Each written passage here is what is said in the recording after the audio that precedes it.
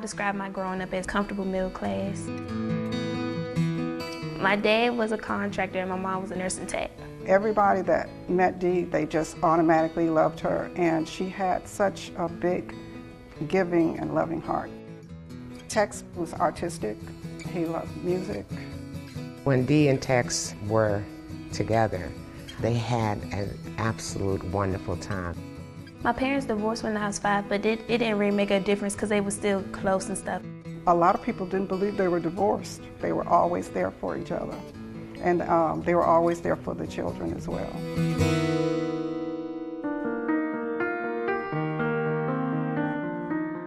My mom got diagnosed with ovarian cancer, stage 4, a couple days before I turned 13.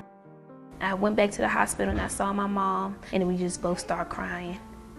When she found out that she had cancer, she would tell me, she said, "Mom, you know, I could say why me, but why not me? Trouble falls on everyone." Dee had health insurance and life insurance, but she had to choose which insurance she had to let go, and she chose to keep the health insurance because she knew where her expenses were going to be. They didn't expect her to live because when you're diagnosed with stage 4 ovarian cancer, most people are gone within a year. But Dee Dee was a fighter, and she lived 5 years after her diagnosis. My dad was diagnosed with esophageal cancer, December of '08. We all really realized the seriousness of both of the illnesses, for Dee and for Tex. Our biggest concern was for Previs and Yasmine. When I found out that my father had cancer, I was locked up. And my mother didn't want to tell me because she didn't want me worrying while I was in jail. Tex died in April, and Dee was gone 3 months later. After my parents died, there was no life insurance.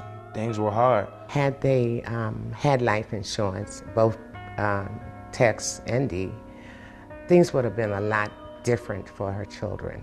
Although Yasmine is a strong young lady, you could see the hurt, but she kept persevering, knowing that her goal was to finish high school and ultimately go to college. As far as Previs is concerned, because of the fact that he's been in trouble, it's hard for him to find a job. If my mom and dad had life insurance, our life would be dramatically different. I mean,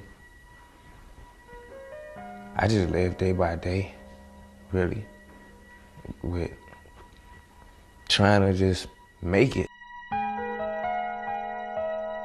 My senior year, I was going to school and I was working with Miss Wanda to help prepare for my senior expenses.